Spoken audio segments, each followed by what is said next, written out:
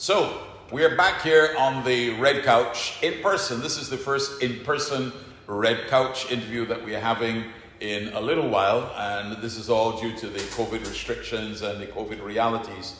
And my very special guest today on the Red Couch is none other than the Reverend Guy Hewitt.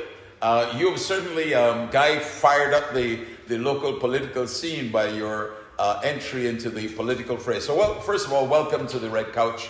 And to us here at Capital Media. Thank you. It's wonderful to be here.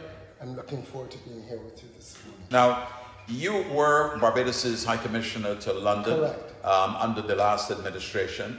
After the change of government in 2018, you took a posting in your ministry overseas, yeah? Yes. Yeah. I mean, after I ended my tour in London, I came back here. Unfortunately, I wasn't able to find anything, any work here. So I good fortune led me to Florida, where the diocese there has offered me a church, and has been wonderful being able to take, I think, a step back to kind of reflect, rejuvenate, and I guess in a sense prepare myself for what I'm doing currently.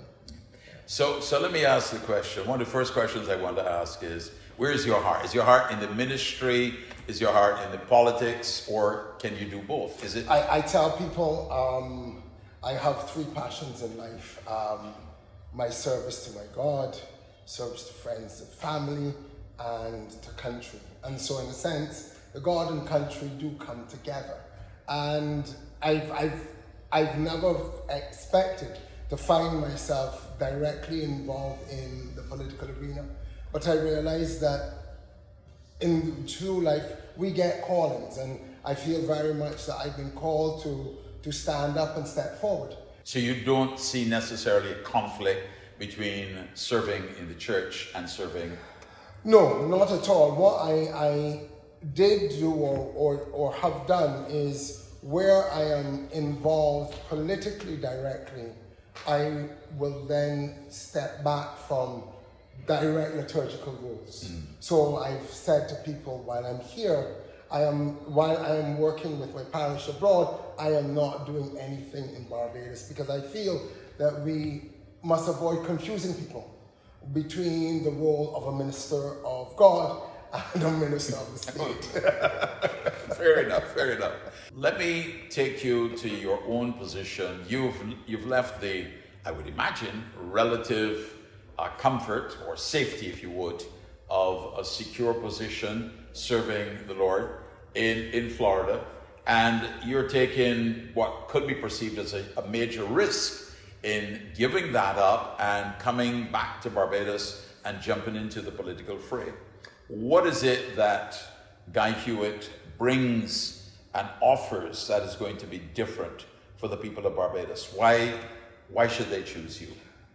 Well, and you spoke to, in a sense, part of it.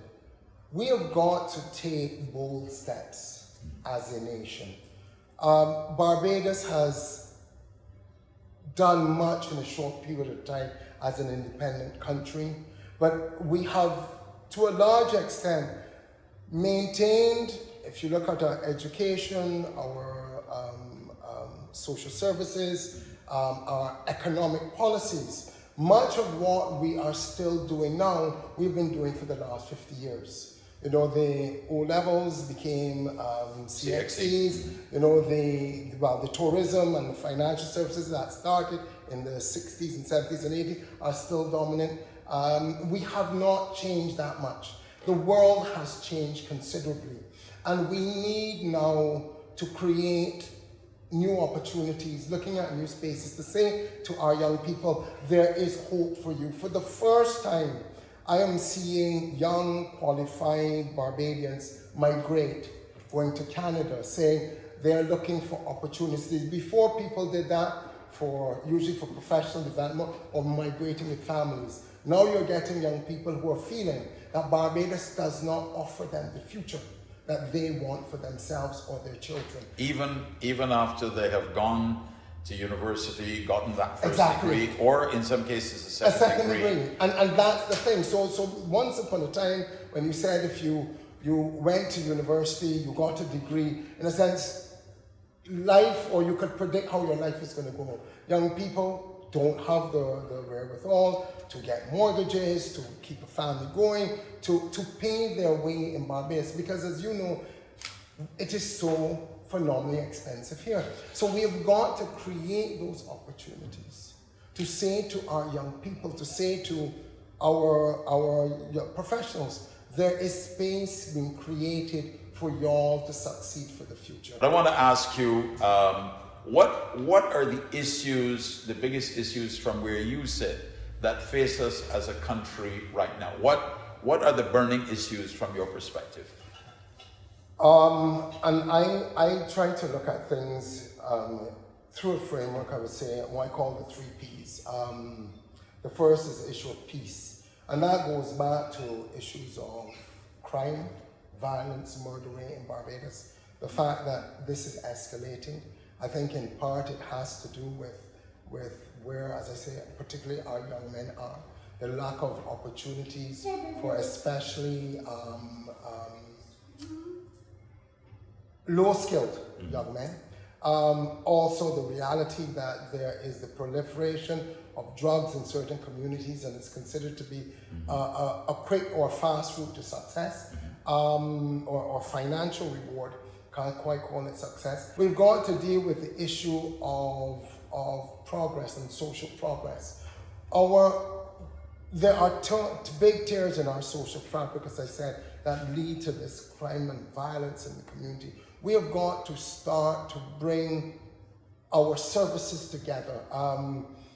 You might not know, in Barbados there are proliferation of agencies, National Assistance Board, Welfare Board, Child Care Board, all of these different departments and things. And we need to create a single agency, as was done with the Revenue Authority.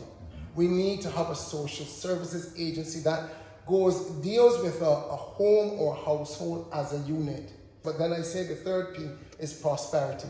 And that's where the economic growth, the diversification becomes crucial.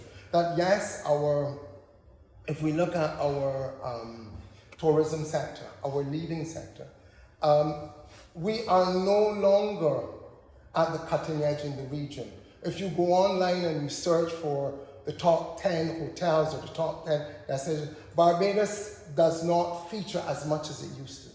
We need to get investment in our industry, and that will require us to think about doing some things differently. There has been pushback in the past about some of the emerging spaces within tourism. Places like Colorado, which have become now destinations for people who want to go for recreational use of medicinal marijuana. We are now getting into that, but we are not moving as quickly as we can. As a wonderful Calypsonian once said, something's happening and it's exciting. All right. Guy Hewitt. Thank you. Thank you very much. All the best to you. All the best, brother. Thanks. That's Reverend Guy Hewitt, and he will be challenging for the leadership of the Democratic Labour Party. I'm Vic Fernandes, and this has been a rather exhilarating and entertaining, for me, Red Couch interview.